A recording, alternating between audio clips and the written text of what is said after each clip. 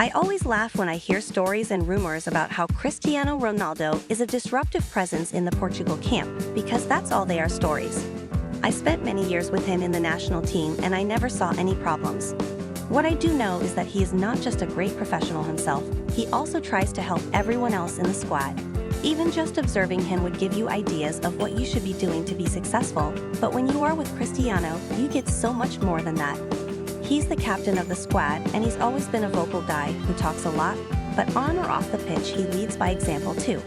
So when he goes earlier than everyone else to the gym, or does his physiotherapy and is preparing his body and his mind, then he drives everyone else up with him as well. He would lead, and we would follow. I can remember us all doing ice baths and saunas at 2 a.m. because of him, and as well as helping our physical recovery, the important thing is that we were doing them together, the whole squad. As well as creating the ideal team spirit, I always saw it as an opportunity to learn from the very best. In today's game, you have so much instant access to information and data, and players will do their own research to find out what works and doesn't work for them. But Cristiano has the ability to speak with the very best experts in everything in the world, and the good thing is that he is happy to share it with everyone. He will talk about anything you ask him because he wants to improve you and the team, and it makes it a good environment to work in. I've known Cristiano a long time, since we were together as young teenagers at Sporting, and he always showed great desire to be the best. He was playing above his age group, so he was with me in the under-17 team when he was 16. Back then, he was already an immense talent, and everyone at Sporting recognized there was something special there. As well as his ability, he always had this fantastic mentality. I would see him many times in the gym after training, trying to get stronger and quicker when everyone else had gone home. He has always wanted to win too. He was so competitive, then he would say to us that he would do more push-ups than anyone else in the shower after training, and of course he would go and do it as well. That drive is part of him, and it's why he is still here now at Euro 2024 with Portugal at the age of 39. He is an animal who wants to keep on winning and winning. Not only is he the best, he wants to prove it as well.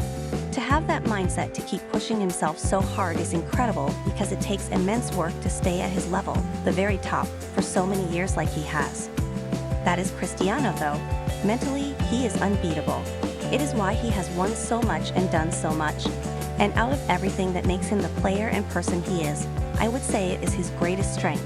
I came into the Portugal squad at a later age. I was nearly 31 when I was called up in 2014, but over the next 8 years, I had some amazing times with Cristiano. I have some great memories, but the greatest of all has to be when Portugal won Euro 2016. You have to remember how we started that tournament with 3 draws against Iceland, Austria, and Hungary in our group. After the Hungary draw, we knew we had qualified in 3rd place, but everyone was unhappy and saying what they thought needed to improve. It was not just Cristiano speaking then. Because of our togetherness, we made it happen, and you could not imagine the level of competitiveness that we reached. In training, it was like we were playing games. Players that were not being used as much were training like maniacs and made sure they were ready if they were called upon. You can only go somewhere in a tournament if you have a squad thinking like that, and that is a collective thing.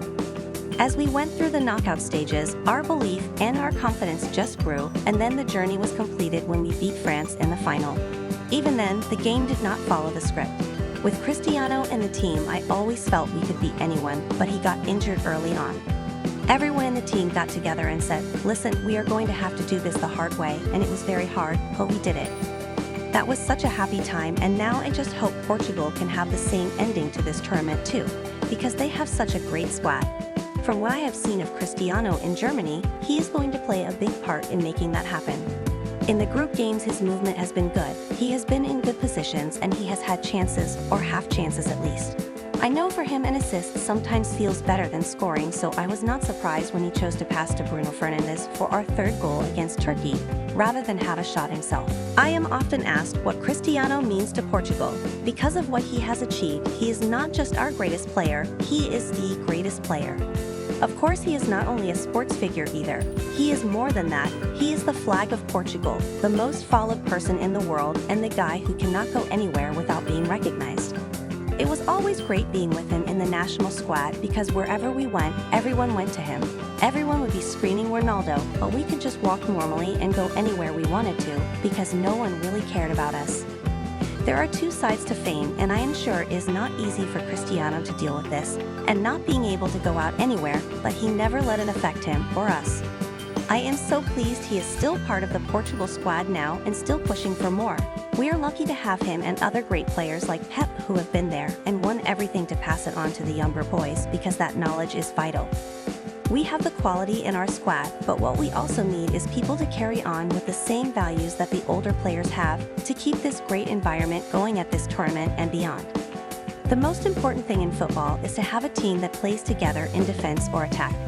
If you have that spirit, togetherness, and fight to go with the quality, then you always have a chance.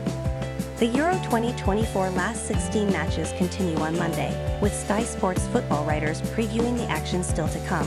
France's Belgium, Portugal's Slovenia, Romania's Netherlands, and Austria's Turkey. As the sides ranked second and third in the world going into the tournament, it was no surprise France and Belgium were among the pre-tournament favorites going into Euro 2024. To this point, however, neither has provided much justification as to why. Let's start with France. A Max Wober own goal saw them beat Austria 1-0 before draws with the Netherlands and Poland meant they finished second in Group D, runners-up to Ralf Rangnick's impressive aforementioned Austria, and the stats that accompany the grossly unspectacular performance do not make for enjoyable reading.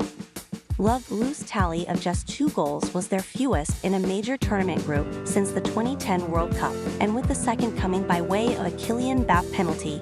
Didier Deschamps' side racked up 47 non-penalty attempts without scoring, generating 5.88 xG along the way. Not only that, only Serbia, 3.8%, had a poorer shot conversion rate in the group stage than France's and indeed Belgium's 4.2%. Belgium have not fared much better, with Yuri Tielemans and Kevin De Bruyne's goals in the 2-0 win over Romania their only strikes so far. They too racked up 48 attempts across their 3 group games, 18 of which were on target and generated 4.34 xG, a significant underperformance by any standards, but admittedly not unexpected. They have now scored just 3 goals from 9.15 xG across the current tournament and the 2022 World Cup. That said, VAR has been the most painful of thorns in their side. In their opening defeat to Slovakia, Romelu Lukaku had 1 goal chalked off for a marginal offside and another, controversially, ruled out after the ball struck Lois Openda's hand in the build-up. Lukaku then struck to double the Red Devils' lead against Romania, only to see his 3rd goal suffer the same fate as his first. It hasn't been pretty so far, but with a place in the quarterfinals up for grabs, there's no time like the present for one or both of these near neighbors to finally kick into gear. Dan Long. Euro 2024 so far has not been vintage for strikers Harry Kane and Kylian mbappe had just 1 goal each. Romelu Lukaku and Cristiano Ronaldo have none. But any talk of Ronaldo potentially being dropped is likely to be unfounded.